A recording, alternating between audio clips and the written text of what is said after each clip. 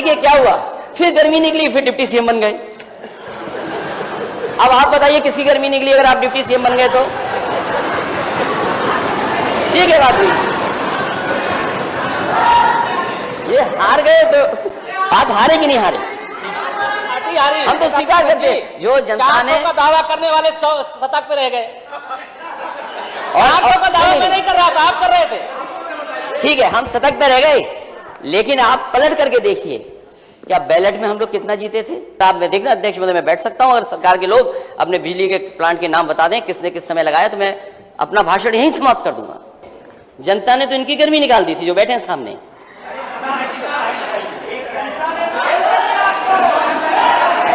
नहीं निकली,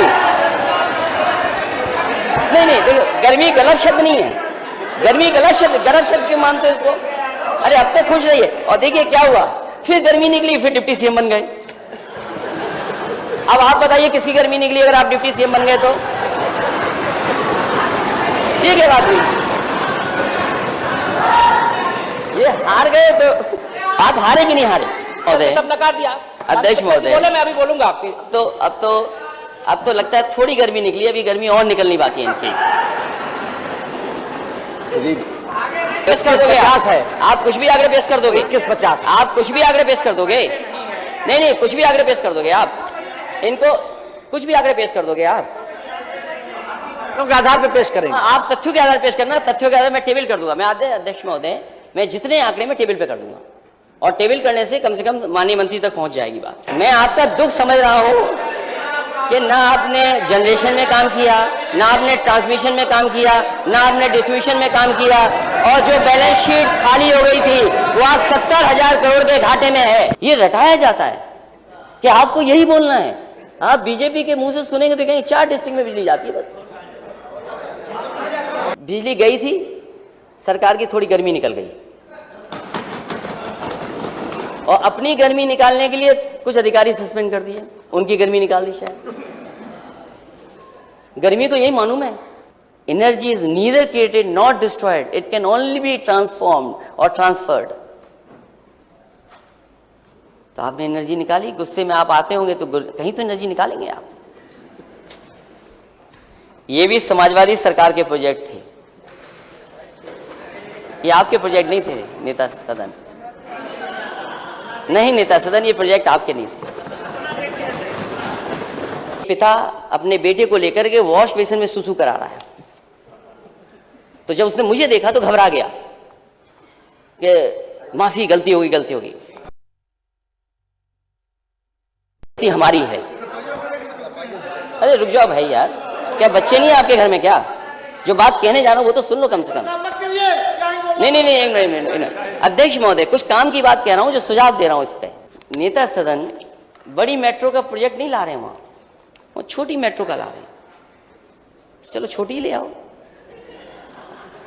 और मैं नेता सदन को याद दिलाना चाहता हूं, जब मैं विधान परिषद में था मैंने क्या कहा था? मैंने यही कहा था, नेता सदन ये मौका आपको अच्छा मिला, जितना काम करना चाहो कर लो, और अगर आपने 1-2 साल छोड़ दिया तो काम नहीं कर पाओगे। बनारस का मैंने डीपीआर बना दिया था, अब वो बात आपकी इंटरनल लड़ाई है, उसमें मैं कुछ नहीं कर सकता। और हमारे पार्लियामेंट के मंत्री जी, माननीय हमारे मंत्री जी बहुत समझदार हैं, इन्होंने एक्सप्रेस वे सीधे शाहजहांपुर ले गए और फिर लौटा के ला रहे हैं वापस। अरे ये कौन सा अलाइनमेंट है? आप अपने लिए अलग से एक कट बन जाता, ठीक था। पता नहीं डिजाइन क्यों करवा लिए। अगर एक बात गलत है क्या? एक्सप्रेस वे आ रहा है, ये अपनी तरफ ले गई हूं और फिर वापस आ रहा है, इसलिए अध्यक्ष जी मैं मदद कर रहा हूं इनकी।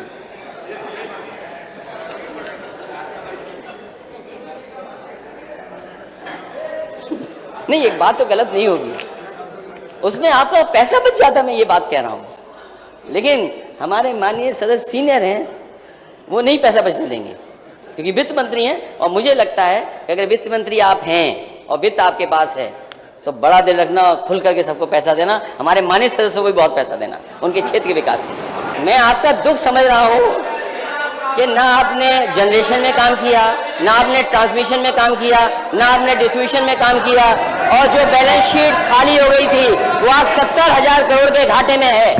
इकाना स्टेडियम हमारे नेता सदन का सबसे प्रिय जगह है वो एकाना स्टेडियम। ये हंसने की बात नहीं है माननीय सदस्य, ये बात मैं अपने सब शब्द वापस लेता हूं। मैं कभी कभी कह देता था कि हमारे नेता सदन टेक्नोलॉजी को नहीं समझते, लेकिन मुझे ये लगता है अध्यक्ष जी आपकी वजह से और आपकी वजह से आज आपके सामने है, तो मैं ये मान के चल रहा हूं कि आप टेक्नोलॉजी को समझते हैं। नहीं, कोई बात नहीं।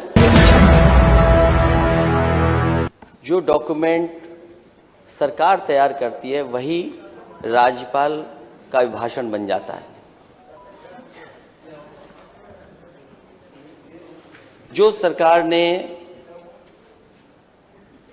5 साल का भाषण के रूप में तैयार कराया, वही हमें और आपको सबको सुनने का मौका मिला। और जब मैं देख रहा था सदन में, हम लोग तो यहां पर सरकार का विरोध कर रहे थे, राज्यपाल महोदय का कोई विरोध नहीं है उससे। ज्यादातर माननीय सदस्य मुझे सोते हुए दिखाई दे रहे थे। और डॉक्यूमेंट को अगर हम देखें तो वो झूठ का एक बहुत अच्छा डॉक्यूमेंट तैयार कर करके सरकार ने माननीय राज्यपाल जी को दे दिया, ये दिखाने के लिए कि उत्तर प्रदेश किस विकास की गति से, किस विकास के रास्ते पर जा रहा है।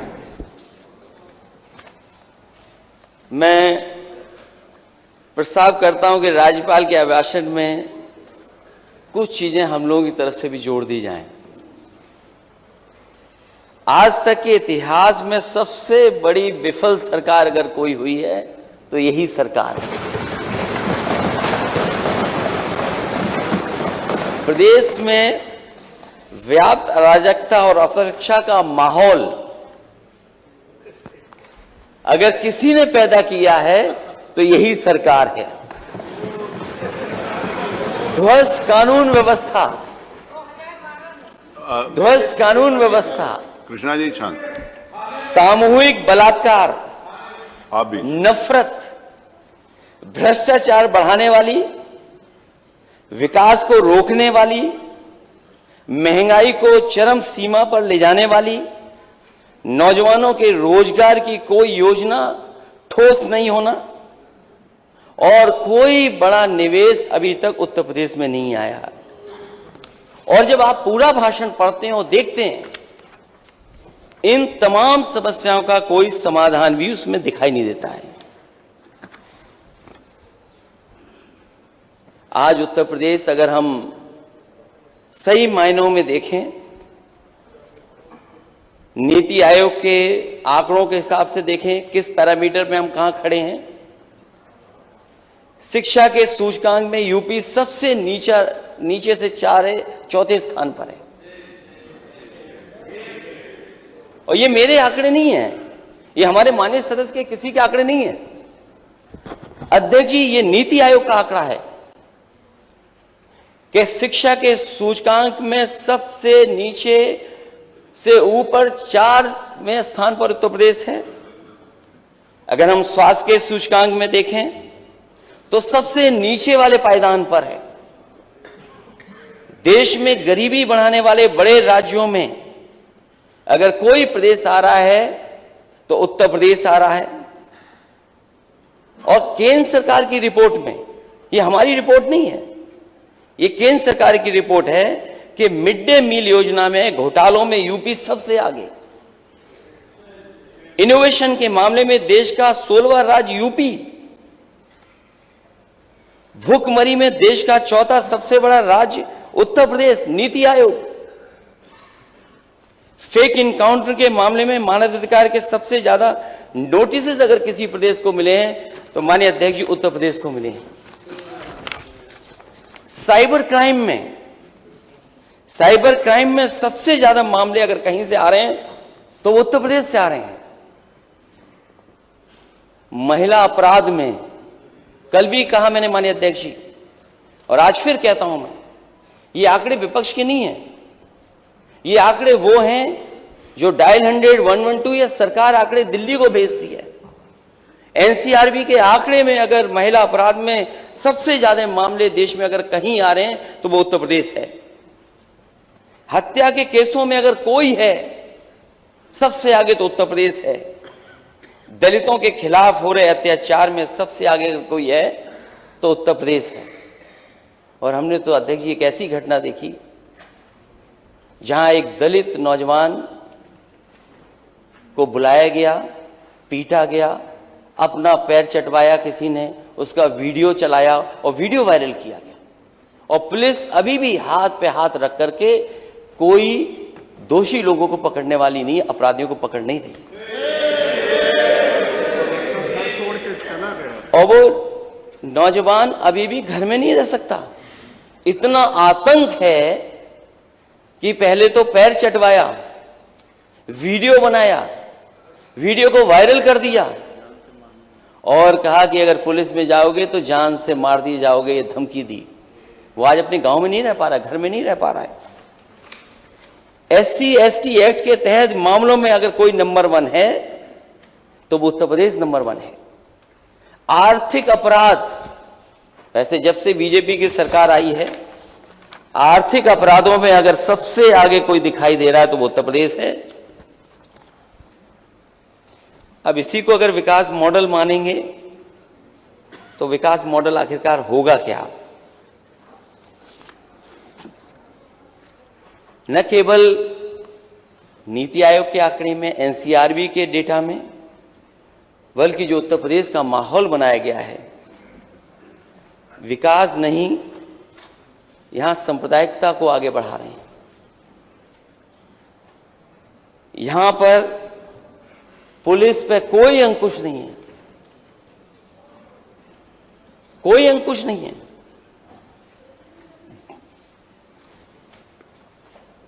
हमारे जनप्रतिनिधियों का दुख इस बार तो अभी समय लगेगा, लेकिन पिछली बार मैंने जनप्रतिनिधियों का दुख देखा था।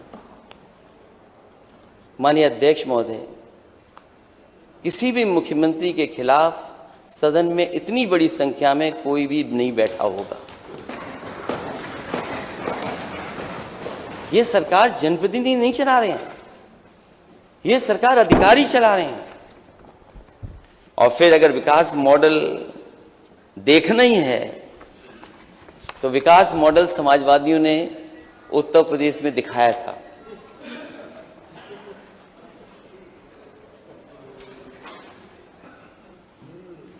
अध्यक्ष महोदय, आप तो चल करके भी देखें, देश का अगर सबसे बेहतरीन कोई इंफ्रास्ट्रक्चर का प्रोजेक्ट, सड़क का प्रोजेक्ट अगर बनाया है तो समाजवादियों ने बनाया, आगरा से लखनऊ एक्सप्रेस। और मुझे खुशी है इस बात की, अध्यक्ष जी, उद्घाटन हुआ, हम लोगों का नाम नहीं लिखा गया उसमें, लेकिन मुझे खुशी इस बात की है कि हमारे माननीय अध्यक्ष जी का नाम 2 जगह लिखा हुआ है। आगरा लखनऊ एक्सप्रेस वे, जो हमारी सरकार की प्रमुख योजनाएं, जो आज भी जिनका एप्रिसिएशन है, आज भी मैं देखता हूं जो भी कोई उस पर सड़क पे चलता है, अगर वो पहली बार चलता है तो मुझे ट्विटर पे टैग कर करके निकलता है, कहता है कि ऐसी सड़कें मैंने नहीं देखी जो देश में, जो आपने बना करके खड़ी कर दी। लखनऊ मेट्रो समाजवादियों ने बनाई, लेकिन उद्घाटन दूसरी सरकार को करने का मौका मिल गया। और ऐसा उद्घाटन किया कि 5 साल से जिस स्टेशन तक वो ट्रेन जाती है उसी स्टेशन से वापस ट्रेन आ जाती है।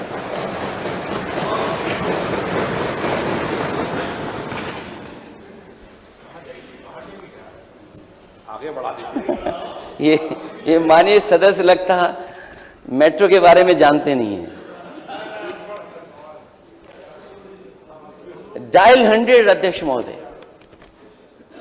ये डायल 100, और मुझे याद है जिस समय डायल 100 में बना रहा था उस समय जो जानकारी हासिल हो रही थी, मैंने देखा कि किसी थाने में गाड़ी के चलाने के लिए डीजल पेट्रोल नहीं था, जो बजट मिला करता था वो पर्याप्त नहीं था, पुलिस के पास गाड़ियां नहीं थी। पुलिस अपराधियों को कैसे पकड़े, गुंडों को कैसे पकड़े, जो कानून व्यवस्था को खराब करते हैं वो कैसे उनको पकड़ा जाए।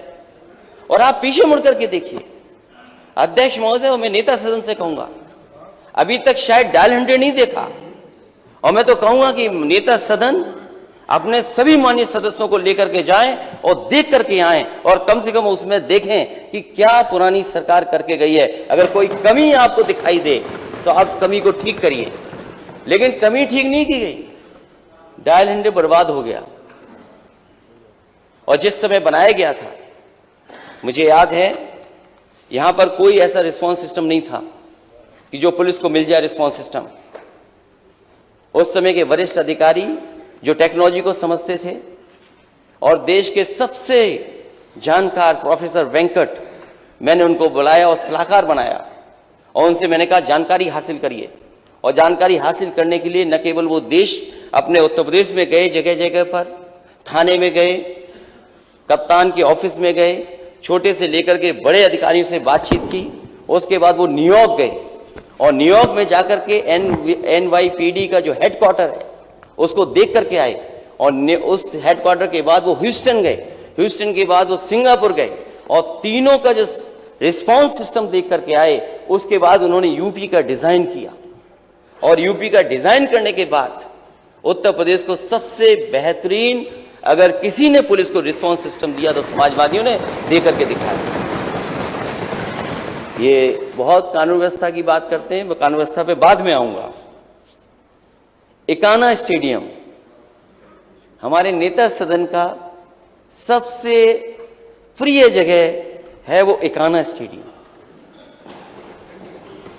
ये हंसने की बात नहीं है माननीय सदस्य, वो बात मैं इसलिए कर रहा हूं कि जब कभी माननीय नेता सदन को किसी अच्छी जगह कार्यक्रम करना पड़ता है तो वो लखनऊ का स्वर्गीय अटल बिहारी वाजपेयी जी के नाम पर जो हो गया है, इकाना स्टेडियम में जाकर के उसी में कार्यक्रम करते हैं।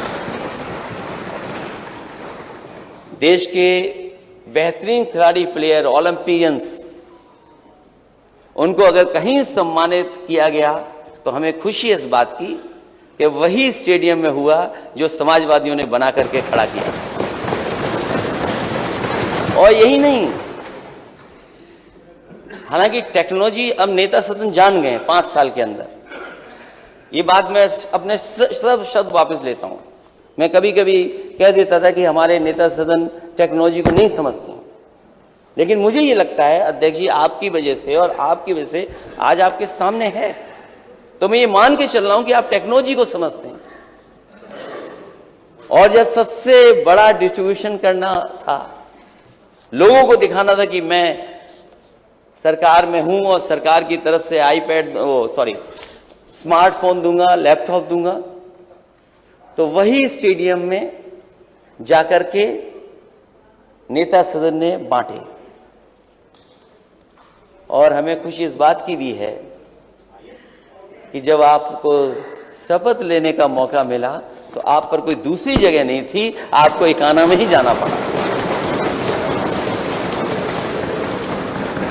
अपने काम तो नेता सदन कर लेते हैं, लेकिन अंतर्राष्ट्रीय मैच होने के लिए इजाजत नहीं देते। समाजवादी सरकार थी तो कानपुर में भी हुआ मैच इंटरनेशनल और लखनऊ में भी हुआ, लेकिन आपने ऐसा प्रिय बनाया उसको कि अब कोई इंटरनेशनल मैच नहीं होता। हमें उम्मीद है कि आने वाले समय में कोई ना कोई इंटरनेशनल मैच आप जरूर कराएंगे। जिनेश्वर पार्क, 4 लेन कनेक्टिविटी, और मुझे याद है मैंने कभी एक इकोनॉमिस्ट का पढ़ा था कि if you can double the speed you will triple the economy. और वो बाद में जब सरकार में था तो लगातार इस बात को मैं कोट करता था कि अगर रफ्तार बढ़ा देंगे तो हमारी अर्थव्यवस्था बढ़ जाएगी।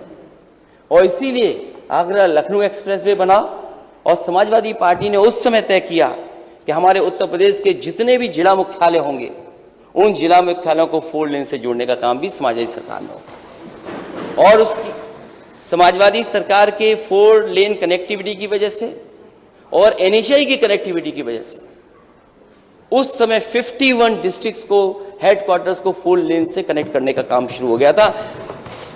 लेकिन अगर माननीय राज्यपाल जी का भाषण पढ़ें तो शायद 4 लेन कनेक्टिविटी के बारे में, डिस्ट्रिक्ट हेडक्वार्टर को जोड़ने के बारे में कुछ नहीं है।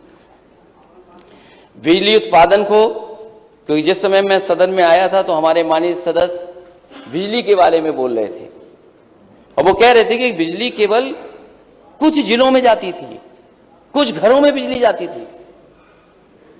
ये रटाया जाता है माननीय अध्यक्ष जी, ये रटाया जाता है कि आपको यही बोलना है। आप बीजेपी के मुंह से सुनेंगे तो कहेंगे 4 डिस्ट्रिक्ट में बिजली जाती है बस।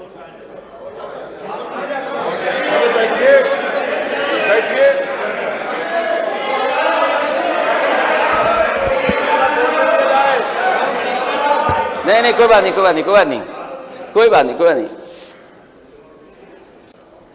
बिजली गई थी, सरकार की थोड़ी गर्मी निकल गई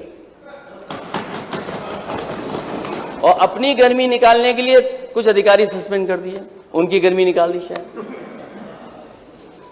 गर्मी को यही मानूं मैं, और गर्मी को अगर मैं मानूं तो गर्मी खत्म नहीं हो सकती, गर्मी नहीं खत्म होती। मान लीजिए बनारस का चुनाव था, एमएलसी का चुनाव हुआ, बीजेपी ने अपना प्रत्याशी उतारा, वहां निर्दलीय जीत गया, वहां बीजेपी की गर्मी निकल गई।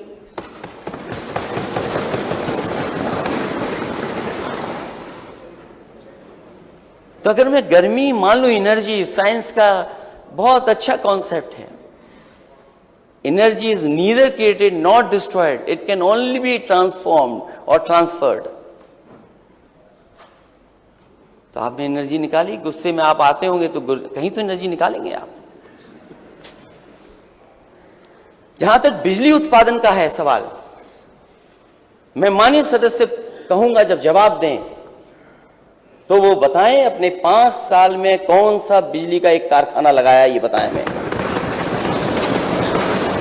और मैं on the floor of house कह रहा हूं अध्यक्ष महोदय, मैं सरकार से कहना चाहता हूं, पूछना चाहता हूं कि 5 साल पहले और आपके 5 साल में उत्तर प्रदेश को कितनी बिजली बढ़ाई है। अगर बिजली पर पीछे मुड़ करके देखेंगे तो हमें तो एक एक बिजली का प्लांट याद है कहां पर लगवाया है। शायद सरकार के लोग नहीं बता पाएंगे, और अगर आप में देखना अध्यक्ष महोदय, मैं बैठ सकता हूं, अगर सरकार के लोग अपने बिजली के प्लांट के नाम बता दें किसने किस समय लगाया, तो मैं अपना भाषण यहीं समाप्त कर दूंगा। और अगर बिजली ठीक थी इनकी, अगर इनकी बिजली ठीक थी तो इन्हें बिजली मंत्री क्यों हटाने पड़ गए। और मैं यूं कहूं कि इनकी गर्मी निकाल दी इन्होंने। भाई मंत्री हटने से ही गर्मी निकली, ये खराब शब्द नहीं है, अब अच्छा शब्द हो गया। ये शब्द कौन इस्तेमाल कर रहा है, वहीं से एनर्जी पता लग रही है। उत्तर प्रदेश में जिस समय सरकार में मैं आया, हालांकि पुरानी बहुजन समाज पार्टी सरकार के समय एमओयू था ललितपुर के पावर प्लांट का, उस समय सबसे बड़ी किल्लत थी बिजली की। इसी हाउस में हम लोगों ने प्रस्ताव पास कर करके उसको आगे बढ़ाया। वो 3x660 super critical thermal plant बन रहा है। अभी तो मुझे पता नहीं, एक यूनिट बन करके तैयार है, दूसरी यूनिट कब बनी होगी, सरकार ने बनाई कि नहीं बनाई। आपके हरदोगंज का प्लांट अगर किसी ने दिया है, माननीय मुख्यमंत्री जी वहां गए थे नेता सदन, शायद उनको बताया गया होगा कि पुरानी सरकार की योजना थी, पुरानी सरकार ने ये खड़ा किया बनाकर। एनटीपीसी के बहुत सारे पावर प्लांट बंद पड़े थे, जिन पर बहुत सारे लैंड एक्विजिशन को लेकर के बहुत सारे इश्यूज थे। समाजवादी सरकार बनी, अध्यक्ष महोदय टांडा का बिजली का प्लांट एनटीपीसी का क्लियर अगर किसी ने कराया था तो वो समाजवादी सरकार थी, जिसकी वजह से वहां पर 660 सुपर क्रिटिकल थर्मल प्लांट लग करके तैयार हो गया। और अगर जानना चाहें तो और भी बता सकता हूं मैं।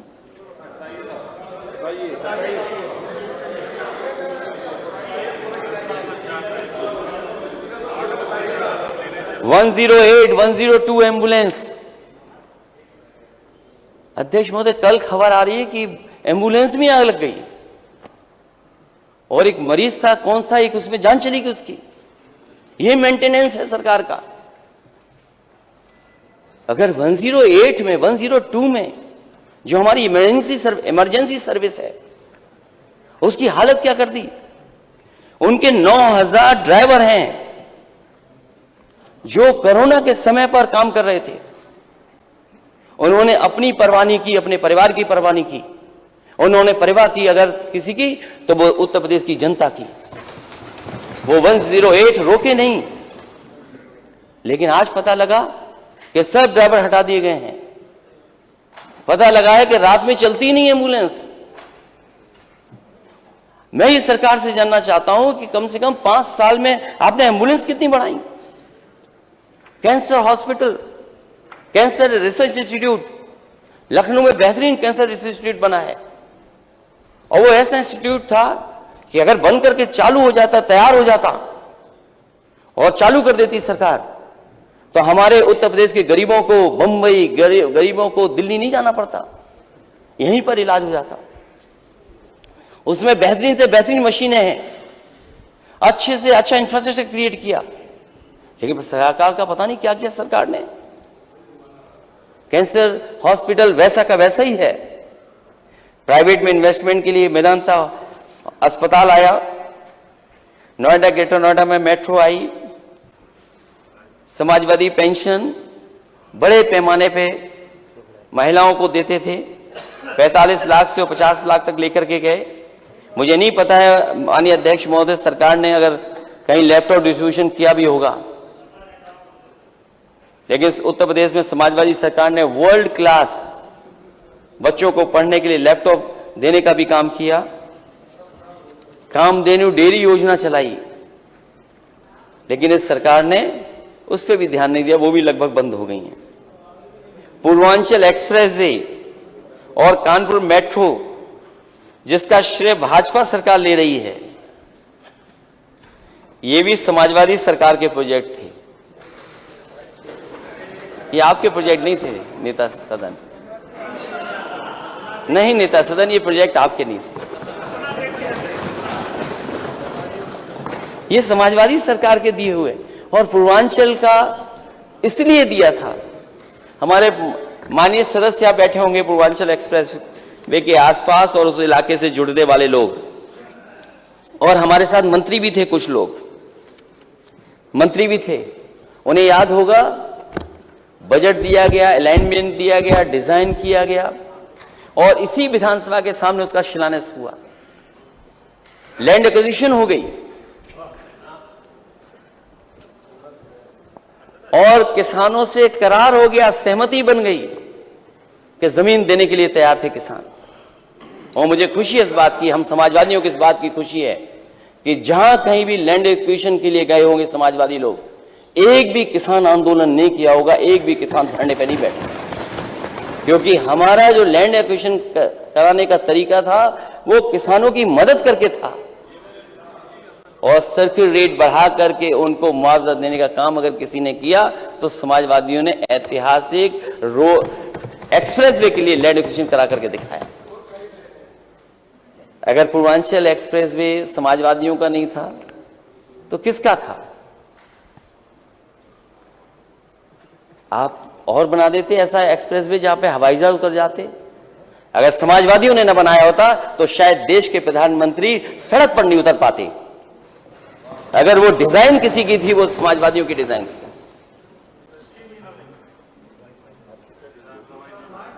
और क्या कहा गया उस एक्सप्रेसवे के बारे में?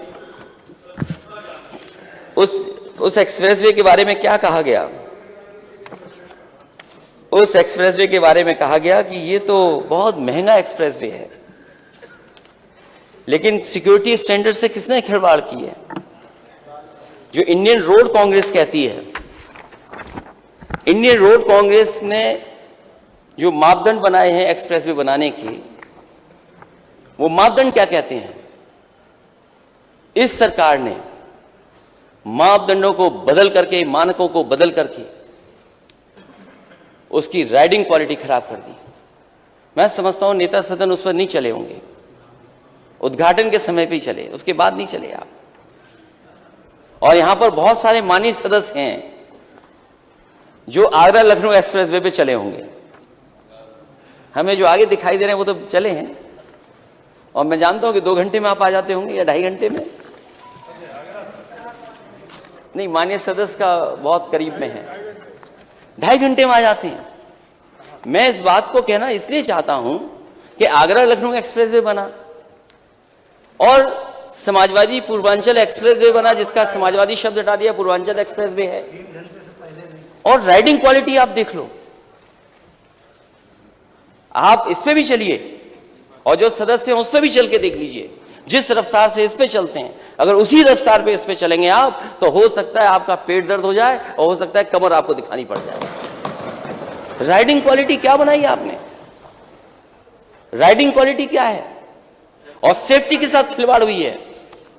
हम अपने पूर्वांचल के तमाम माननीय सदस्यों को कहना चाहता हूं, जिस समय डिजाइन किया गया था ये पूर्वांचल एक्सप्रेसवे, उस समय आगरा लखनऊ से बेहतर ये डिजाइन हुआ था और इसका मीडियन 12 मीटर था।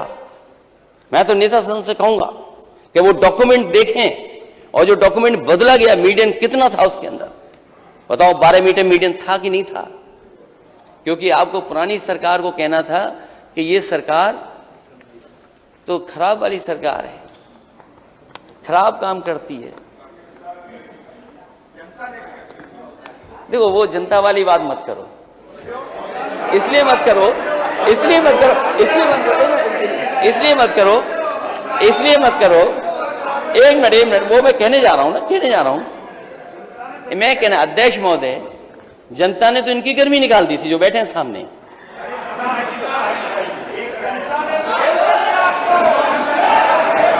नहीं निकली,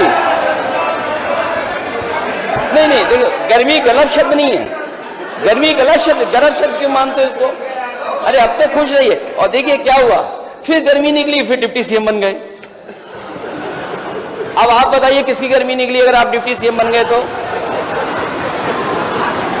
ये क्या बात हुई? ये हार गए तो आप हारे कि नहीं हारे? हम तो स्वीकार करते हैं, जो जनता ने का दावा करने वाले शतक पे रह गए। और का दावा मैं नहीं कर रहा था, आप कर रहे थे। ठीक है, हम शतक पे रह गए, लेकिन आप पलट करके देखिए, क्या बैलेट में हम लोग कितना जीते थे? बैलेट में कितना जीते थे? और दुनिया में कितने देशों में ईवीएम से वोट पड़ता है, ये भी बता दो माननीय सदस्य आप। बताइए दुनिया में। आप माननीय नेता प्रतिपक्ष, माननीय अध्यक्ष जी, नेता प्रतिपक्ष जी अगर उत्तर जानना चाहते हैं, बैलेट से पेपर जब 2012 का चुनाव हुआ था तो ईवीएम से हुआ था, तब अच्छे हो गए। मतलब असत्य बोल करके, जनता के बीच में ऐसी बातें रख करके 300 यूनिट बिजली फ्री देंगे, बातें सब नकार दिया। अध्यक्ष महोदय, बोले, मैं अभी बोलूंगा आपके। अब तो लगता है थोड़ी गर्मी निकली, अभी गर्मी और निकलनी बाकी है इनकी।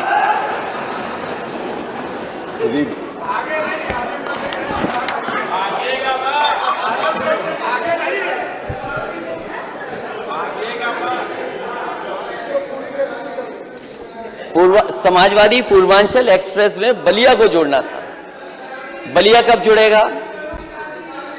अध्यक्ष महोदय, एक और डिप्टी सीएम भाग गया था। अभी तो बहुत बातें हैं, अभी बहुत सी चीजें रखी हैं। अध्यक्ष महोदय, जो पूर्वांचल एक्सप्रेस वे बनना था, बलिया अभी तक नहीं जोड़ा गया। और जिस गांव तक, आखिरी गांव तक समाजवादी सरकार में लैंड एक्विजिशन हुआ था, उससे आगे लैंड एक्विजिशन नहीं हुआ। और हमारे माननीय सदस्य जानते होंगे कि जिस गांव में आखिरी पूर्वांचल एक्सप्रेस जुड़ता है,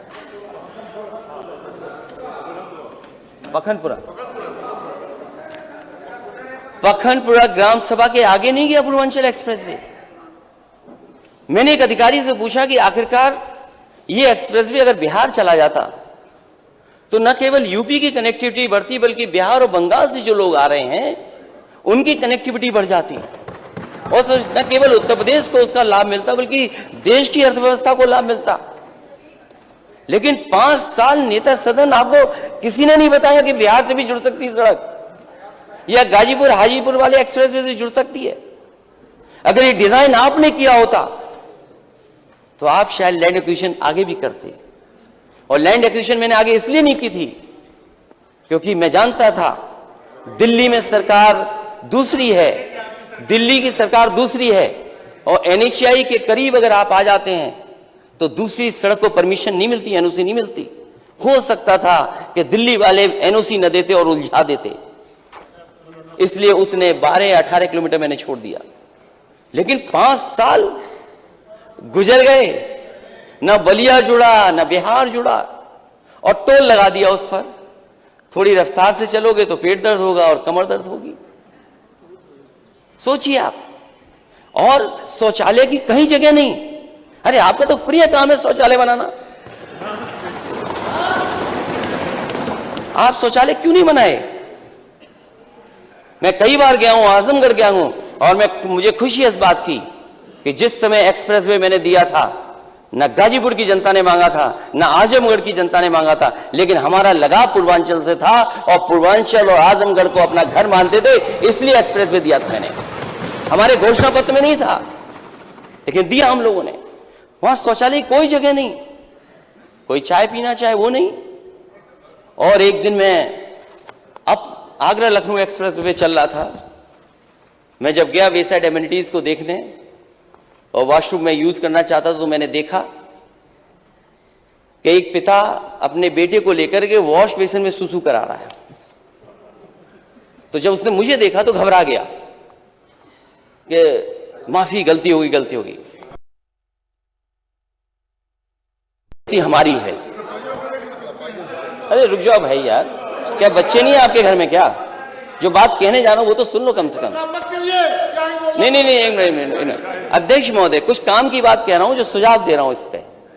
मैंने उससे कहा कि घबराने की जरूरत नहीं है, ना माफी मांगने की। ये गलती हमारी है कि हमने डिजाइन गलत किया कि बच्चों के लिए वॉशरूम जाने के लिए जगह अलग से नहीं बनाई।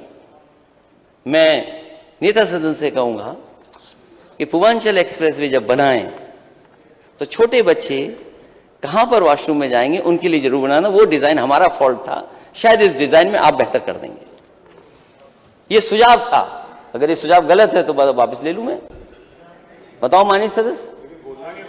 हाँ, तो हमने अपनी गलती स्वीकार की कि हमारी डिजाइन में बच्चों के लिए नहीं था वॉशरूम। नहीं, अभी किया नहीं है, ये तो गलत करो। अब किया हो, नहीं ये नहीं किया आपने, कुछ भी अभी नहीं किया आपने।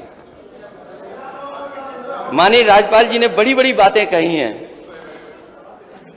प्रधानमंत्री आवास योजना की बात तो कही उन्होंने, लेकिन परिवार वाले जानते हैं कि घर बिना भोजन पानी के नहीं होता। महंगाई ने तो थाली छीन ली है। खाली आवाज लेकर जनता क्या करेगी बताओ? महंगाई कहां पहुंचा दी महंगाई। और जहां तक बात शौचालय की है, माननीय राज्यपाल जी ने शौचालय के बारे में भी कहा कि हमने इतने शौचालय बनाए, या इतने सरकार में उपलब्धि है सरकार की। अब और कितने शौचालय बने कागजों पे, ये तो दिखाना बंद होना चाहिए। कम से कम शौचालय में वो चल भी रहे और कितना पानी पहुंच रहा है उन शौचालयों में। और आपकी उपलब्धि ये भी है, जो उपलब्धि आप जगह जगह बताते हैं कि गैस कनेक्शन हमने दिए हैं, इतने गैस कनेक्शन हमने दे दिए। ये उपलब्धि है सरकार की, ये तो है उपलब्धि सरकार की, हम स्वीकार करते हैं उपलब्धि है सरकार की कि गैस कनेक्शन बांटे हैं। लेकिन सरकार ये ना बताए कि नए गैस कनेक्शन दिए हैं। सरकार को यह बताना चाहिए कि दोबारा सिलेंडर कितने भरे गए। और आपने तो कहा था सरकार बनने के बाद होली पर सिलेंडर फ्री देंगे। बताओ माननीय सदस्य, किसी को फ्री सिलेंडर किसी गांव मिला हो तो बता दो। यहां नहीं मिला हो तो वहां मिला होगा।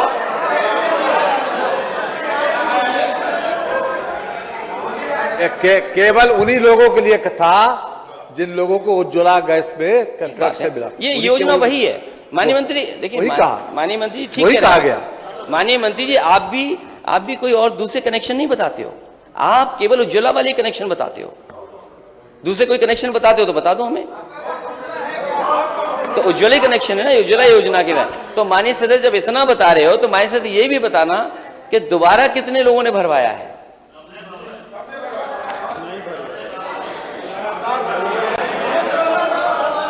और ये भी बता दें कि पिछले महीनों में कितनी बार सिलेंडरों के दाम बढ़े हैं, ये भी बता दें माननीय मंत्री जी।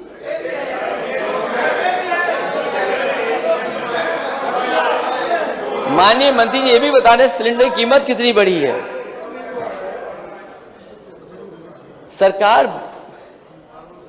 बेरोजगारी के आंकड़े बताती है, आंकड़े हम नहीं बताना चाहिए इनको, इन्हें रोजगार के आंकड़े कितने हैं, रोजगार के आंकड़े कैसे होंगे। और फिर जब हर जगह बुलडोजर चल ही रहा है तो टॉप 10 माफियाओं की सूची अभी तक क्यों नहीं आई। कम से कम सरकार टॉप 10 सूचियों को सूची जारी करे कि टॉप 10 सूचियां कहां हैं, टॉप 10 माफिया की सूची कहां है। और फिर जो बात आपने अपने घोषणा पत्र में कही थी पिछले 5 साल में, पिछले 5 साल के लिए, 1 साल में सभी खाली पुलिस पदों को भरा जाएगा, गन्ना किसानों का 15 दिन में भुगतान किया जाएगा। बताओ हमारे किसान भाइयों का गन्ना भुगतान कितना बकाया है।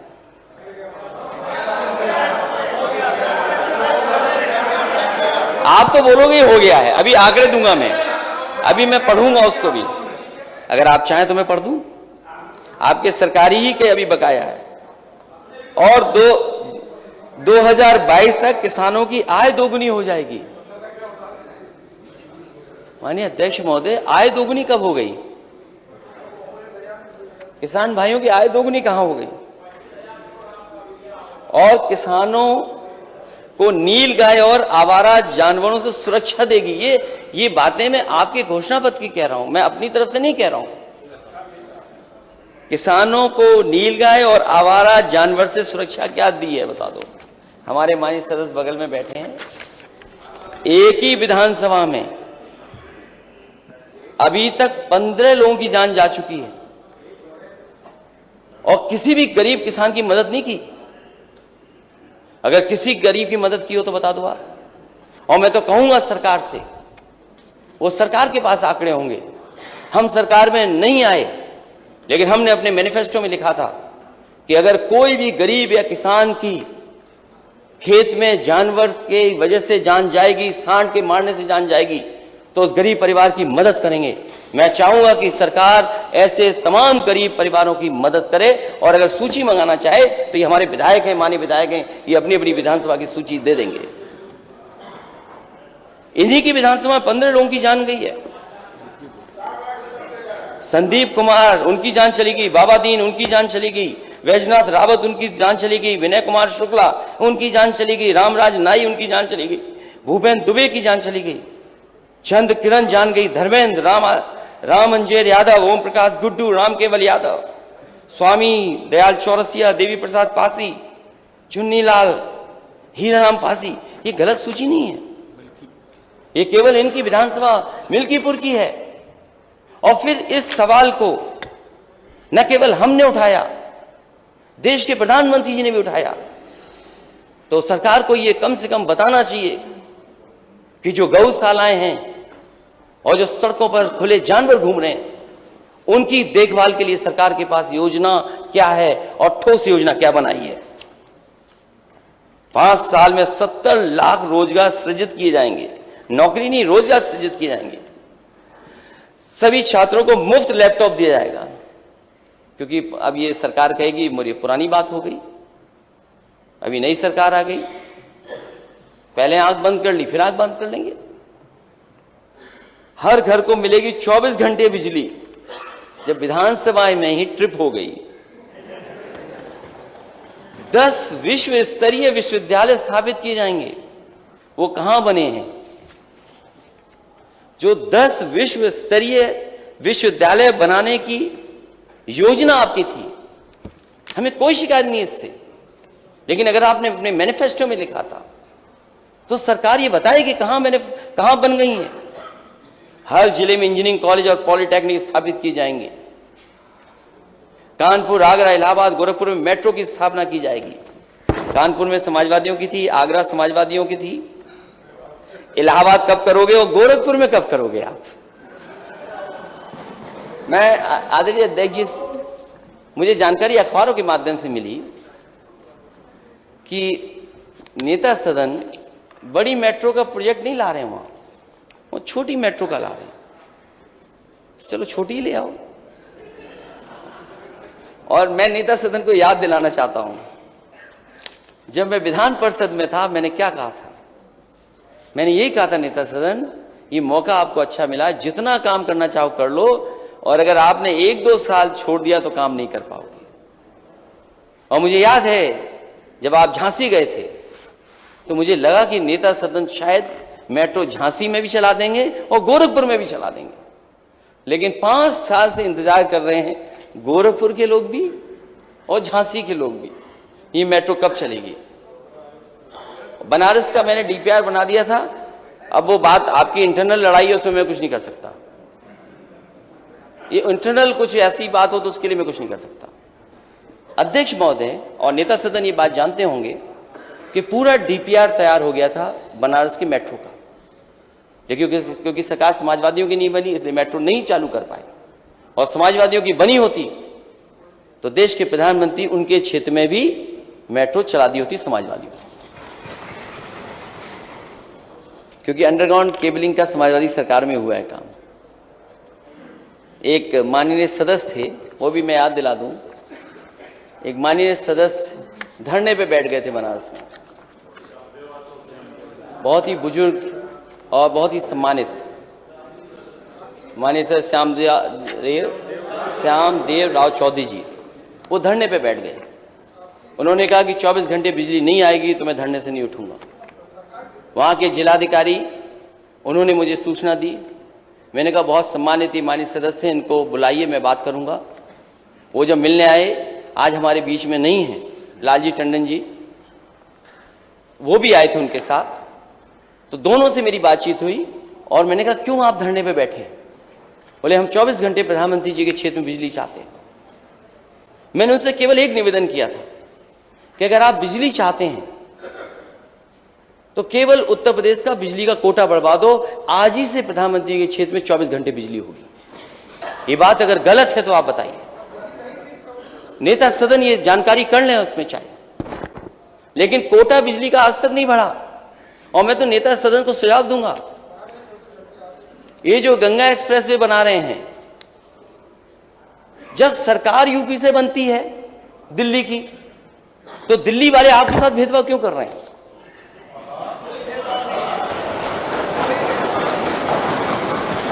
देश में एक एक्सप्रेसवे बन रहा है बंबई से लेकर के, हमें कोई शिकायत नहीं दे, एक्सप्रेसवे देश में बनने चाहिए और ये जरूरी है, क्योंकि आज के समय पर अगर ऐसा इंफ्रास्ट्रक्चर नहीं होगा तो हम ग्रोथ क्या दिखाएंगे। अगर हमें ग्रोथ चाहिए, नौजवानों को नौकरी चाहिए, तो शायद हमें वैसे इंफ्रास्ट्रक्चर चाहिए होगा। तो मुंबई से लेकर के बहुत बड़ा एक्सप्रेसवे बन रहा है, दिल्ली मुंबई एक्सप्रेसवे, उसके लिए तो दिल्ली पैसा दे रहा है, ये मैं मदद कर रहा हूं।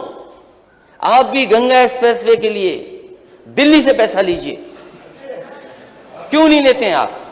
अगर 1 लाख करोड़ रुपया वहां मिल सकता है तो 50,000 करोड़ क्या उत्तर प्रदेश की जनता के लिए नहीं मिल सकता क्या? और हम तो कहेंगे आपसे कि दूरी मत काटो उसकी, उससे और शहर जोड़ दो। और हमारे पार्लियामेंट के मंत्री जी, माननीय हमारे मंत्री जी बहुत समझदार हैं, इन्होंने एक्सप्रेसवे सीधे शाहजहांपुर ले गए और फिर लौटा के ला रहे हैं वापस। अरे ये कौन सा अलाइनमेंट है? आप अपने लिए अलग से एक कट बन जाता, ठीक था, पता नहीं डिजाइन क्यों करवा लिए। अगर एक बात गलत है क्या? एक्सप्रेसवे आ रहा है, ये अपनी तरफ ले गई हूं और फिर वापस आ रहा है, इसलिए अध्यक्ष जी मैं मदद कर रहा हूं इनकी।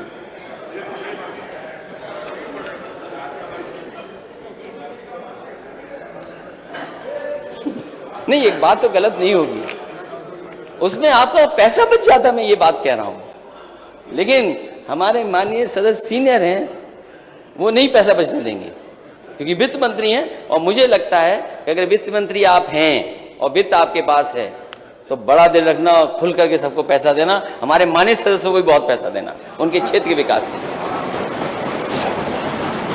प्रदेश में 6 एम्स की स्थापना की जाएगी। समाजवादी सरकार में दोनों एम्स के लिए जमीन दी गई। अरे ये बात सही है, नेता सदन क्यों नहीं समझाते इनको? दोनों एम्स की जमीन, जो रायबरेली का एम्स था, मुझे याद है दिल्ली में सरकार कांग्रेस की थी और वो एम्स बनाना चाहते थे रायबरेली में, लेकिन क्योंकि ज़मीन उपलब्ध नहीं थी इसलिए एम्स नहीं बन पा रहा था। क्योंकि जो पुरानी सरकार थी उसकी कुछ शर्तें थी जिसकी वजह से ज़मीन उपलब्ध नहीं हो रही थी। समाजवादी सरकार बनी तो ज़मीन उपलब्ध कराई गई और उसका परिणाम ये हुआ कि एम्स रायबरेली में बन करके तैयार हो गया। और मुझे गोरखपुर का भी याद है और माननीय नेता सदन जानते होंगे, पहले ज़मीन कुछ और देखी गई थी लेकिन वो कोर्ट में कुछ मामला चला गया। मैं सरकार में था तो लोगों ने बताया मुझे कि जो कोर्ट में गए वो बीजेपी के लोग हैं। मैंने कहा बीजेपी की सरकार है, वही एम्स दे रही है और उसके बाद वही क्यों रोक रहे हैं? वो कारण मुझे समझ में नहीं आया। तभी मुझे दिल्ली से चिट्ठी मिली और दिल्ली से चिट्ठी ये आई थी और जानकारी ये मिली थी कि अगर आप एम्स के लिए ज़मीन सरकार नहीं देगी तो ये एम्स कहीं और चला जाएगा। मैंने उस समय के अधिकारियों से कहा कि तुरंत ज़मीन दीजिए इसके लिए। उन्होंने ढूंढ करके जो वहाँ की डेवलपमेंट अथॉरिटी है उसकी ज़मीन ट्रांसफ़र की और उसका परिणाम ये हुआ कि गोरखपुर में एम्स बन रहा है उस समय से। अगर इसमें कोई बात गलत हो तो नेता सदन बता सकते हैं। तो एम्स 2 बना दिए, वो भी समाजवादियों ने ज़मीन दी। नेता सदन बताएं कि 6 एम्स कब बनेंगे ये बता दो आप, और कहां बन रहे हैं ये भी बता दो।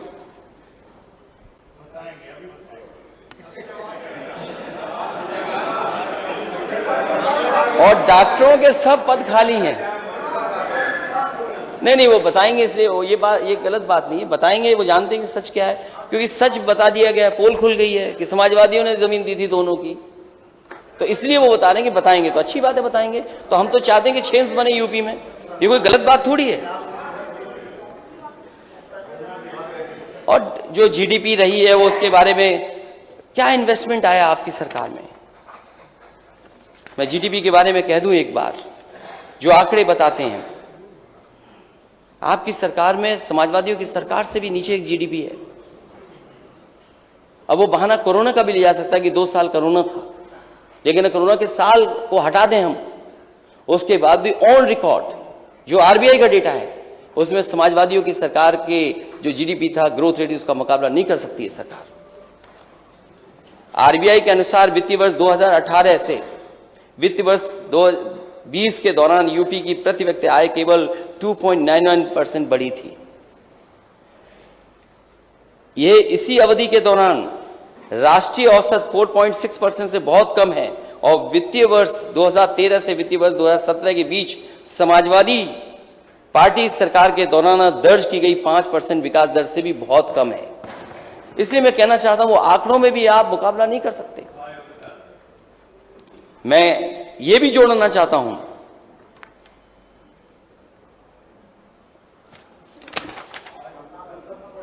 राज्य के जीडीपी आंकड़ों पर नजर डालते अगर हम हैं तो यूपी सरकार 2012-17 के बीच 6.92% की चक्रवृद्धि दर से बढ़ी, जबकि कोविड वर्षा को छोड़ दें भाजपा सरकार का विकास दर केवल 4.88% बढ़ी है।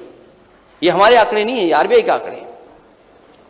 जो हमारी सरकार द्वारा हासिल की गई वृद्धि से 2% कम है।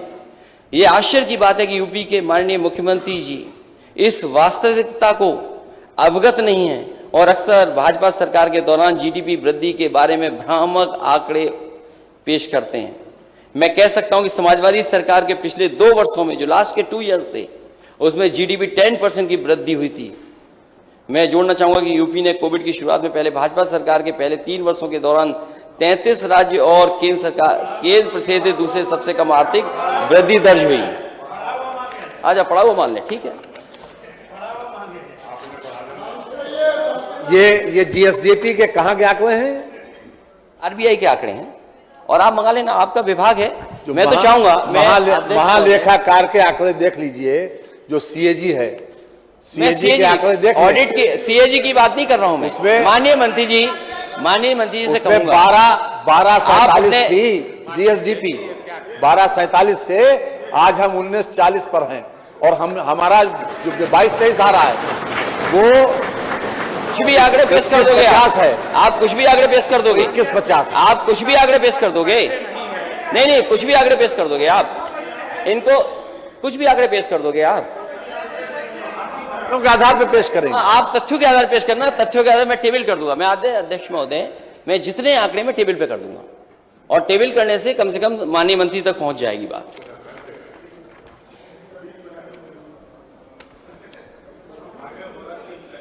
और इन्वेस्टमेंट कितना आया है माननीय मंत्री जी?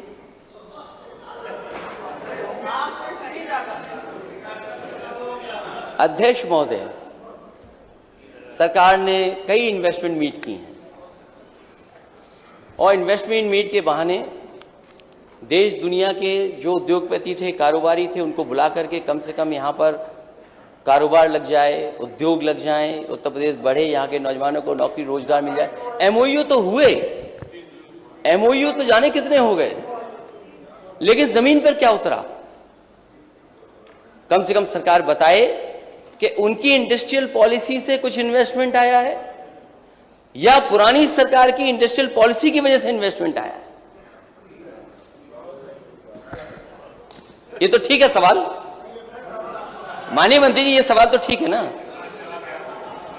ना ना ना, फिर गलत क्या? माननीय अध्यक्ष महोदय, जो इन्वेस्टमेंट मीट हुई, जो दावे किए गए, जो एमओयू साइन हुए, जो सरकार बता रही है, हमें जमीन पर बताए वो इन्वेस्टमेंट कहां आए,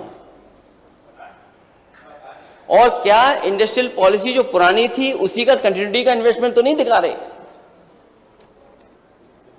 और मुझे सुनने में आ रहा है कि फिर इन्वेस्टमेंट मीट होने जा रही है।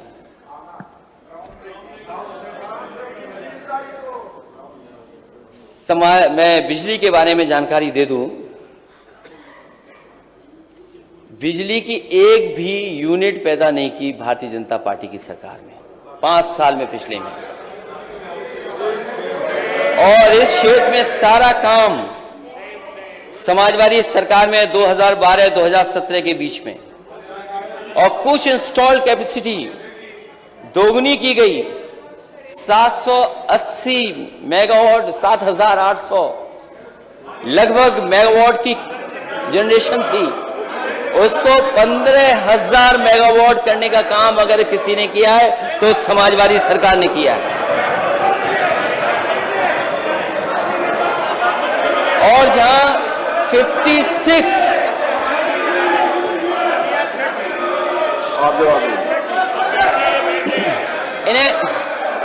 नहीं ऐसा है। अध्यक्ष महोदय, नहीं मैं बोलूंगा, अध्यक्ष महोदय, अध्यक्ष महोदय, अध्यक्ष महोदय, अध्यक्ष महोदय, अध्यक्ष महोदय, मैं आपका दुख समझ सकता हूं, मैं आपका दुख समझ सकता हूं। अरे मैं दुख समझ रहा हूं आपका, मैं आपका दुख समझ रहा हूं कि ना आपने जनरेशन में काम किया, ना आपने ट्रांसमिशन में काम किया, ना आपने डिस्ट्रीब्यूशन में काम किया, और जो बैलेंस शीट खाली हो गई थी वो आज 70,000 करोड़ के घाटे में है। जो बैलेंस शीट साफ हो गई थी, और उदय योजना के तहत, अरे मेरे नंबर बढ़ाने से आप मंत्री थोड़ी बन जाओगे। अच्छा, मेरे बढ़ाने से कोई मंत्री बन जाएंगे? उसका जवाब आएगा, उसका जवाब दिया जाएगा, समय से जवाब दीजिए, आप जवाब दीजिएगा, आप जवाब दे दीजिएगा, आपका जब आपको बुलाएंगे आप जवाब देंगे। मैंने बोल दिया जिस समय जवाब दे देंगे। श्रीकांत जी आप जवाब दीजिए, बैठो। और न केवल अध्यक्ष महोदय, 7,800 मेगावाट की कैपेसिटी से दुगना कर दिया, 15,000 मेगावाट उत्पादन बढ़ा। राज्य उत्पादन स्टेशनों में क्षमता वृद्धि द्वारा रिकॉर्ड उत्पादन किया गया था, और जो मई 2012 के प्रतिदिन 56 मिलियन यूनिट को बढ़ा करके 2016 में प्रतिदिन 100 मिलियन यूनिट उत्पन्न कराने का काम भी समाजवादी सरकार में हुआ। और अनपारा डी 2 into 500 मेगावाट, परीक्षा 2 into 250 मेगावाट, हरदोगंज अगर किसी ने बनाए हैं तो समाजवादी सरकार में बन करके तैयार हुए हैं। और रोजा का भी माननीय मंत्री जानते होंगे, रोजा भी नेताजी के समय पे बना था।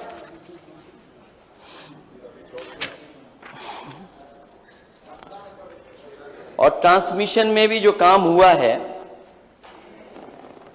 ट्रांसमिशन लाइंस में अध्यक्ष महोदय मैं कह सकता हूं कि देश में सबसे ज्यादा काम अगर किसी ने ट्रांसमिशन लाइंस में किया था तो वो समाजवादी सरकार ने। और उसी समय फीडर सेपरेशन का काम शुरू हुआ था। और हमारे मुजफ्फरनगर के लोग जानते होंगे, माननीय सदस्य वहां से चुन करके आए होंगे, 2012 के बाद जब बिजली की बहुत दिक्कतें थीं, सबसे पहले फीडर सेपरेशन अगर कहीं शुरू हुआ था तो मुजफ्फरनगर जिले से शुरू हुआ। और आज हमें खुशी है इस बात की कि उत्तर प्रदेश की सरकार की वजह से, जो समाजवादियों की सरकार थी, आज उत्तर प्रदेश में ज्यादातर ग्रामीण और शहरों के फीडर सेपरेशन का काम अगर किसी ने किया तो समाजवादी सरकार ने किया है। ये आंकड़े गलत नहीं है।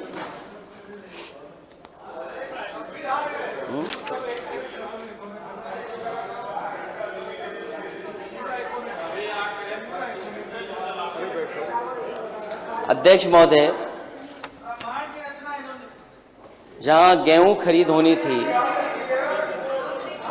सरकार ने गेहूं खरीद नहीं की और इसीलिए समय समय पे सूचना मिल रही है कि जो गरीबों को अब गेहूं नहीं केवल चावल खाना पड़ेगा।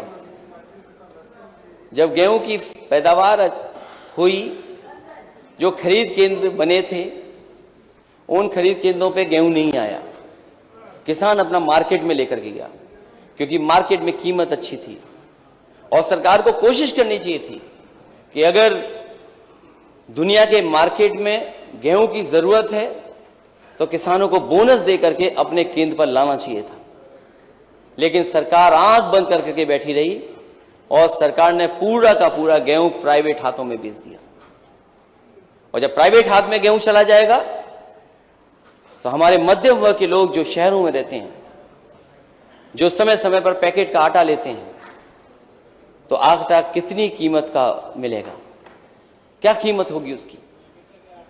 इस सरकार ने जानबूझ करके गेहूं नहीं खरीदा और प्राइवेट को खरीदने दिया।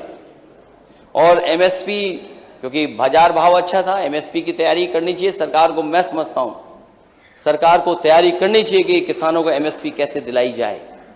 और उसके लिए जो इंफ्रास्ट्रक्चर बनना शुरू हुआ था, जो किसानों के लिए मंडी बनना शुरू हुई थी, इस सरकार ने मंडियां बंद कर दी हैं। मंडियां बंद होती चली जा रही हैं। और एक्सप्रेस वे केवल शहरों को जोड़ने के लिए नहीं था, ये हमारी एग्रीकल्चर इकोनॉमी को कैसे बेहतर करे, हमारे एग्रीकल्चर किसानों को कैसे सपोर्ट दे, इसीलिए एक्सप्रेस वे के किनारे मंडियां बन रही थी। कन्नौज में मंडी बन रही थी आलू की, 5 साल से काम चल रहा, अभी तक पूरा नहीं हुआ। एक और मंडी थी एक्सप्रेस वे किनारे, वो पूरी नहीं हुई। और पूर्वांचल एक्सप्रेस वे, मैं तो कहूंगा नेता सदन से, ये पूर्वांचल एक्सप्रेस वे तभी खुशहाल होगा और पूर्वांचल तब खुशहाल होगा जो सपना समाजवादियों ने देखा था कि हर जिले में जहां जहां से जा रहा हूं वहां मंडी बनाने का काम हो और किसानों को वहीं पर एमएसपी मिल जाए, किसी और की दुकान पर नहीं जाना पड़े। तो न केवल खेती पर किसान निर्भर है, बल्कि जो डेयरी का काम समाजवादी सरकार में हुआ था वो भी शायद सरकार ने नहीं किया, बंद कर दिया। और किसान के साथ क्या हुआ है, पहले तो उसके लिए 3 काले कानून लाए गए और 3 काले कानून लाने के बाद जब सरकार को पता लगा कि किसान के खिलाफ है कानून, वोट के लिए तीनों कानून वापस ले लिए। और ये जरूरी नहीं है कि तीनों कानून फिर नहीं आ जाएंगे किसी रूप में। और जो आंदोलन कर रहे थे उन्हें थार से भी कुचला गया था, कोई नहीं भूल सकता, कोई किसान नहीं भूल सकता उस बात को। जहां तक स्वास्थ्य का सवाल है, सरकार कहती कि हमारे स्वास्थ्य सेवाएं सबसे बेहतर हैं। जिस समय गरीब को सबसे ज्यादा जरूरत थी इलाज की, दवाई की, कोरोना के समय पर हमारे उत्तर प्रदेश के लोग दर दर भटक रहे थे। जिन्हें इलाज मिल जाना चाहिए था, इलाज नहीं मिल पाया।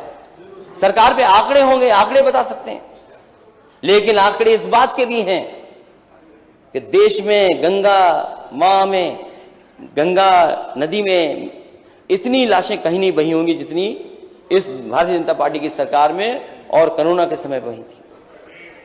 वो अब आंकड़े बताने पड़ेंगे, वो तस्वीरें कौन भूल जाएगा। और जिस समय दाह संस्कार हो रहा था, यही सरकार थी जो दाह संस्कार न देख ले कोई, 3 शेड लगा दो इसी लखनऊ शहर में,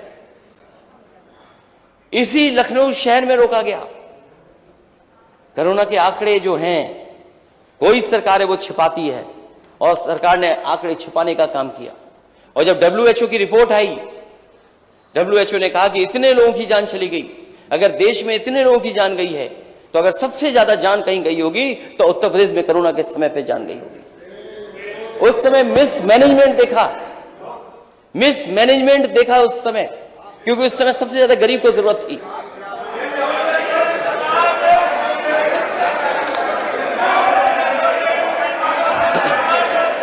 और 5 साल बाद नए उप मुख्यमंत्री, डिप्टी सीएम अस्पताल में जब जाते हैं तो वो कहते हैं मैं शर्मिंदा हूं व्यवस्था को देख करके।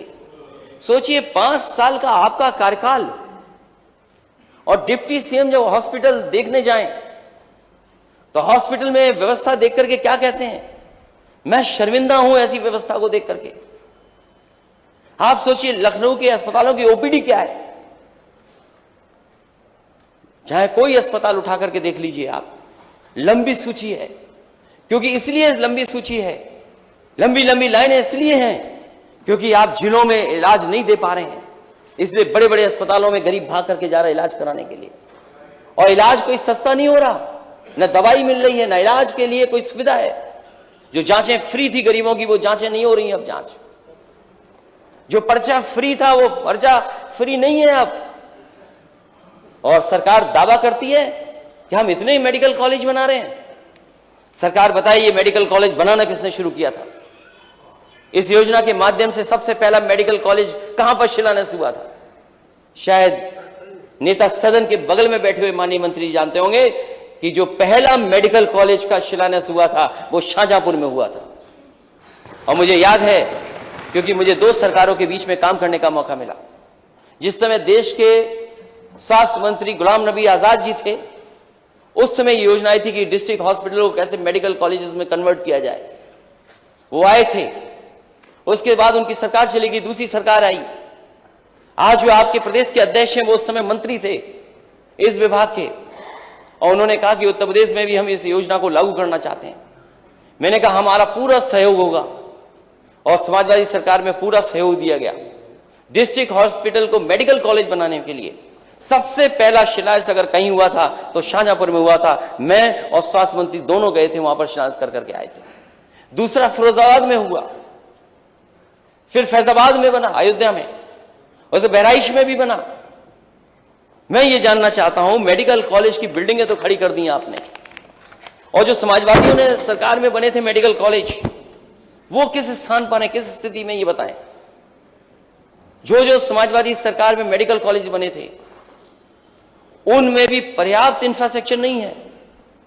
जो प्रोफेसर्स होने चाहिए, डॉक्टर्स होने चाहिए, जो टेक्निकल स्टाफ होना चाहिए, वो नहीं उपलब्ध करा पा रही है सरकार। वो केवल आधुनिक ढांचे तैयार कर दिए सरकार ने, वो अस्पताल नहीं है। अभी मैं हाल में सिद्धार्थनगर के मेडिकल कॉलेज के बगल से निकल करके गया था। मैंने जानकारी की कि कितना क्या चल रहा है यहां पर। बस बताया गया ढांचा बना है, यहां कोई बहुत ज्यादा इलाज नहीं हो पा रहा है। तो अगर केवल बिल्डिंग बना देंगे, बिल्डिंग बनाने को आप मेडिकल कॉलेज बोल देंगे, शायद मेडिकल कॉलेज वो नहीं है जहां बच्चों को अच्छी पढ़ाई मिल सके, पूरा स्टाफ हो, जो आपके गाइडलाइन के मानक के तहत जो स्टाफ हो वो हो, तब शायद मेडिकल कॉलेज चलेगा। और मैं तो ये भी कहूंगा कि देश के प्रधानमंत्री जी ने इसी लोक भवन के सामने जो समाजवादियों ने बनाया लोक भवन, उस लोक भवन के सामने पूर्व प्रधानमंत्री अटल बिहारी वाजपेयी जी के नाम पर एक यूनिवर्सिटी बनाने का फैसला हुआ था, शिलान्यास हुआ था। मैं नेता सदन से जानना चाहता हूं वो कहां पर है। जिस तरीके से इकाना आपके काम आ रहा है समय समय पर आपके कार्यक्रमों के लिए, उसी तरीके से लोहिया इंस्टीट्यूट का 9th फ्लोर काम आ रहा है पूर्व प्रधानमंत्री अटल बिहारी वाजपेयी जी की यूनिवर्सिटी चलाने में। मतलब 5 साल में आपने नहीं बनाया। अगर फ्लोर गड़बड़ हो तो मैं नहीं जानता हूं, लेकिन किसी फ्लोर पे तो चल ही रही है वहां पर, और वो भी समाजवादियों की बनाया हुआ।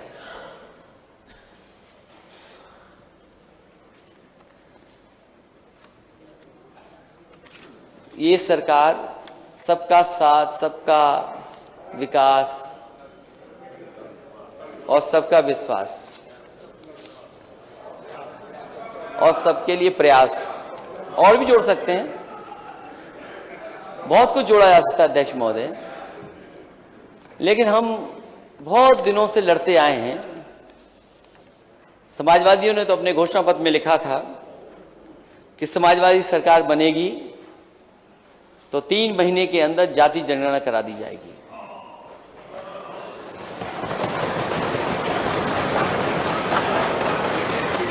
नेता सदन हम पे बहुत आरोप लगते हैं, जाने किस किस तरह के आरोप लगाए जाते हैं कि हम जातिवादी हैं, हम एक ही समाज के बारे में सोचते हैं।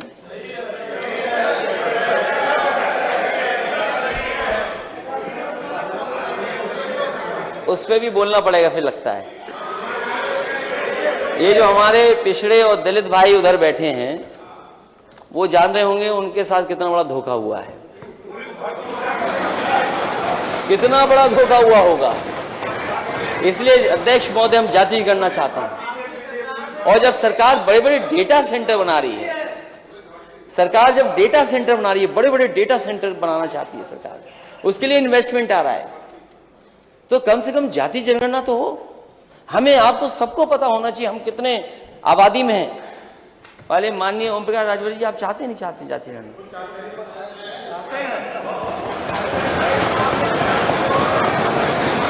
यहां सदन में बैठे लोग सब चाहते हैं।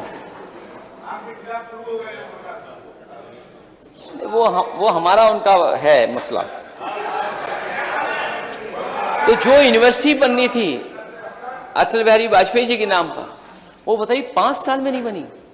और ये दावा कर रहे हैं कितने मेडिकल कॉलेज बना दिए, और वो भी जगह कहां पाए हैं जो समाजवादियों ने चक गजरिया सिटी बनाई थी उसी में पाए हैं।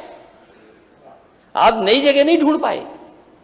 और मैं तो चाहता हूं, क्योंकि वो हमारे गांव के पास के थे, तो अगर एक यूनिवर्सिटी यहां बना रहे हो तो एक यूनिवर्सिटी बटेश्वर में भी बना दो आप, और बनाना चाहिए आपको। क्योंकि अगर उनका सम्मान करना है तो केवल स्टेडियम का नाम बदलने से सम्मान नहीं होगा। एक अगर लखनऊ में आप यूनिवर्सिटी बना रहे हैं तो एक बटेश्वर में भी आप यूनिवर्सिटी बना देंगे तो बड़ा सम्मान होगा उनका। इसलिए अध्यक्ष महोदय, मैं ये वाली देखिए, वो वाली देखिए, वो थोड़ा गड़बड़ है। अच्छा, मतलब एक बार रुक के दोबारा चालू। अच्छा, मैं तो अध्यक्ष महोदय मेरी गलती हुई, मैं कागज देख करके इसी को टाइम देख रहा था। नहीं, इसको नहीं। मैं चाहता था कि 45 मिनट बोलूं, लेकिन अभी तो 1 घंटा हो गया। अच्छा, तो माननीय अध्यक्ष महोदय, 1 घंटा हो गया, 1 घंटा हुआ। मैं चाहूंगा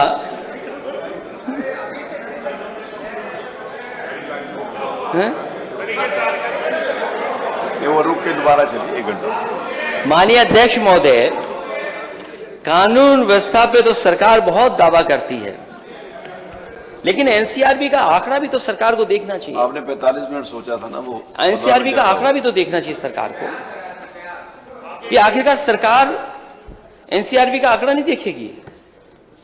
आज यूपी कहां खड़ा हुआ है, यूपी कहां खड़ा है क्राइम में। और आज ही की अगर हम घटना देखें तो आज जो घटनाएं हुई हैं, आज ही के दिन उत्तर प्रदेश में न जाने क्या क्या हुआ होगा। मैंने रामपुर की जिक्र किया था, एक थाने में घुस करके पुलिस को पीटा गया। वो कौन थे? बीजेपी के लोग थे। ललितपुर की घटना कोई नहीं भूल सकता, थाने के अंदर बेटी के साथ बलात्कार हो गया। चंदौली की घटना, बेटी को इतना पीटा कि उसकी जान चली गई। कौन सी जगह सुरक्षित? कन्नौज हमारे लोकसभा में एक बेटी के साथ बलात्कार हो गया, और कोई जगह सुरक्षित नहीं है। ये कैसा उत्तर प्रदेश है, और कैसा उत्तर प्रदेश बना दिया जहां बेटियां सुरक्षित नहीं। और आंकड़ों में हम कहां दिखाई दे रहे हैं? अगर हम आंकड़े देखें दिल्ली के महिला आयोग के, सबसे ज्यादा अगर कहीं शिकायतें हुई है महिला आयोग में तो उत्तर प्रदेश से हुई है सबसे ज्यादा। महिलाओं के ऊपर आंकड़े अगर कहीं हम देखेंगे एनसीआरबी के तो उत्तर प्रदेश में है। और आप अपना दमन के लिए क्या दिखा रहे हैं? बुलडोजर चला रहे हैं। क्या बुलडोजर से कानून व्यवस्था ठीक हो जाएगी? और फिर मैंने बरेली में नेता दूसरे सदन के हैं, उन्हें भेजा था मैंने, नेता विरोधी दल वो गए वहां समाजवादी पार्टी, और बहुत महत्वपूर्ण हमारे विधायक और सीनियर लीडर्स गए थे वहां पर। उन्होंने जो रिपोर्ट मुझे दी है, मैं वो रिपोर्ट सदन में पढ़ना चाहता हूं।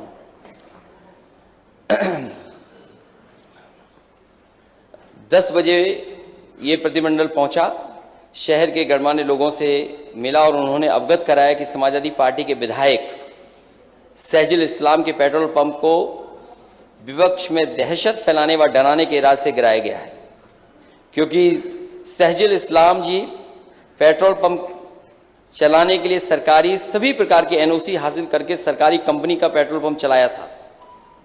इसके साथ ही 10 लाख रुपए अग्रिम जमा करके बरेली विकास प्राधिकरण से नक्शा आदि पास कराने के बार बार अनुरोध किया गया था, परंतु अनुरोध के बाद भी बरेली विकास प्राधिकरण द्वारा नक्शा आदि पास नहीं किया गया और कहा गया कि बरेली के सभी पेट्रोल पंप ऐसे ही चल रहे हैं,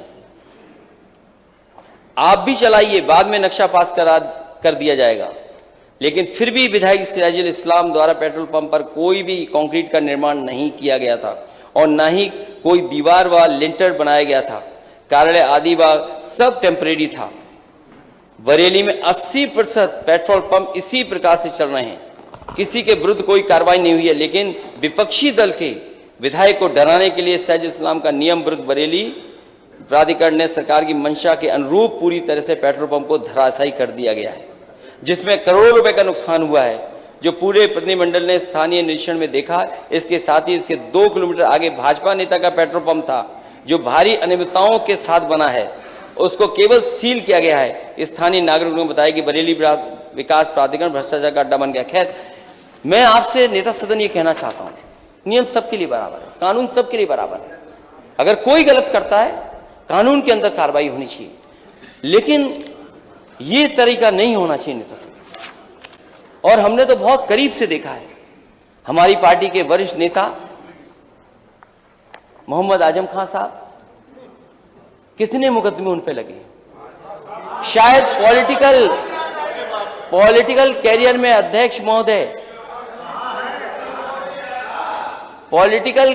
अध्यक्ष महोदय इतने मुकदमे किसी पॉलिटिकल लीडर पे नहीं लगे होंगे जितने लगाए गए।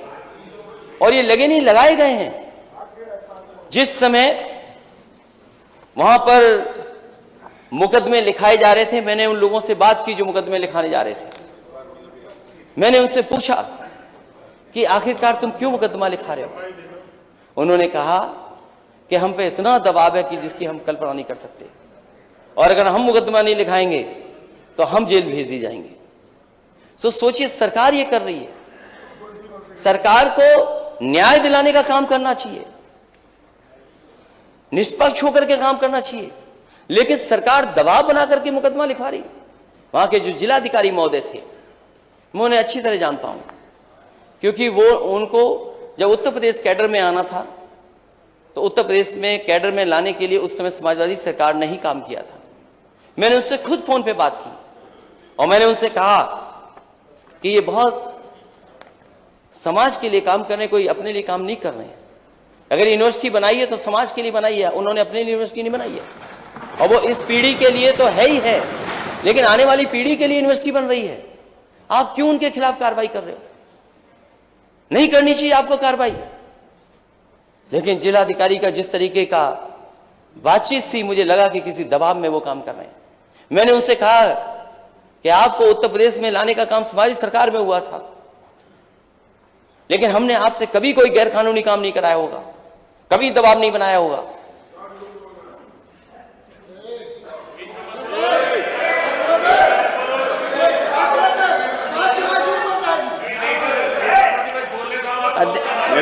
माननीय नेता और उन पे एक मुकदमा नहीं लगा यूनिवर्सिटी का, और कैसे मुकदमे लगे? किताब चोरी के, जानवर चोरी के, ये खैर अभी न्यायालय से हमें मदद मिली है। अध्यक्ष महोदय, हमें न्यायालय से मदद मिली है और हमें उम्मीद है न्यायालय पे हमारे नेता के साथ न्याय होगा। हमें न्यायालय पे भरोसा है इस बात का, और न्यायालय पे भरोसा न होता तो आज वो बाहर होते। न्यायालय ने हमारी नेता को न्याय दिया और मुझे उम्मीद है पूरा न्याय मिलेगा उनको। लेकिन उससे पहले नेता सदन जानते होंगे, मैंने आपसे भी निवेदन किया था कि उन पे झूठे मुकदमे नहीं लगाए जाएं। मैंने देश के प्रधानमंत्री जी से भी निवेदन किया था कि उन पे झूठे मुकदमे नहीं लगाए जाए, लेकिन आप सोचो केवल राजनीति के लिए उन्हें फंसाया जाए, राजनीति के लिए उन्हीं पे मुकदमे लगाए जाए। सरकार मैंने भी चलाई अध्यक्ष महोदय, अगर हमारे सामने कोई आ जाता था, अगर सामने अन्याय की बात जनता दरबार में, हमारे नेता सदन जाते हैं जनता दरबार में, आप लोग जनता दरबार चलाते हैं, कई बार सूचनाएं मिलती हैं कि पुलिस अन्याय कर रही है, पुलिस पे कार्रवाई होती थी और न्याय मिलता था, और अगर दोषी होता था तो वो जेल जाता था। ये कोई नई बात नहीं हो रही जो आप कर रहे हैं, आप केवल डराना चाहते हैं, और ये अंग्रेजों का जो डिवाइड एंड रूल है वो डिवाइड एंड रूल करना चाहते हैं। डिवाइड एंड रूल का हिस्सा ये भी है कि विपक्ष में भी मतभेद बना के रखो।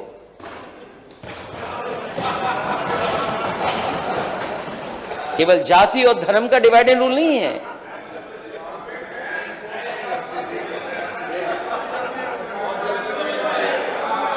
ये डिवाइड एंड रूल शायद अध्यक्ष महोदय, नहीं एक मिनट, ऊपर जो सिक्योरिटी वाले हैं इस बात को चिन्हित करें, अगर किसी ने बोला तो उनको हटाएं वहां से। नहीं, ये देखिए जरा ऊपर, नेता सदन ऊपर देखिए, मैं आप दिखवा रहा हूं, नहीं ऐसा कुछ नहीं, उस अलाउड नहीं है, अगर किसी ने किया तो उसको सजा मिलेगी। अध्यक्ष महोदय,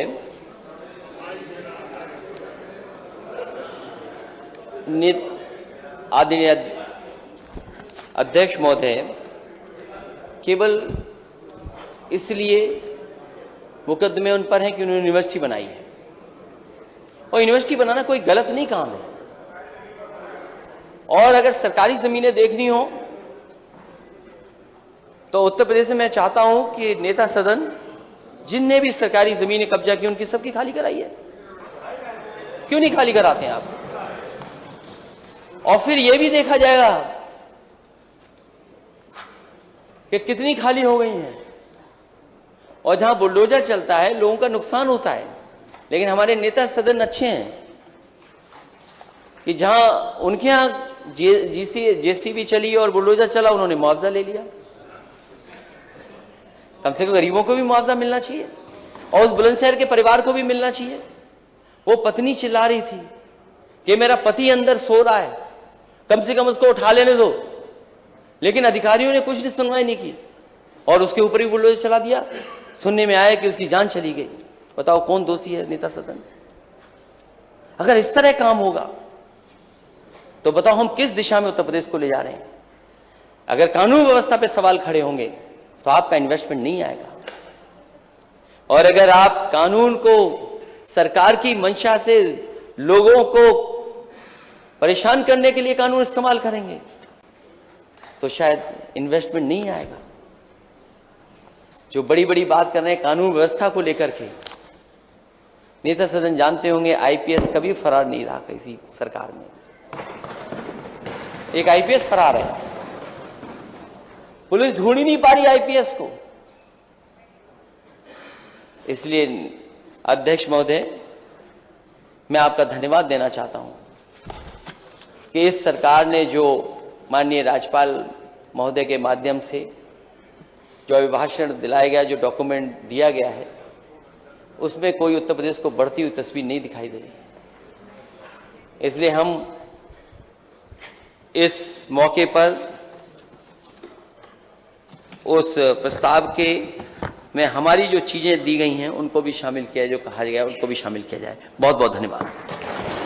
माननीय श्री केशव प्रसाद मौर्य।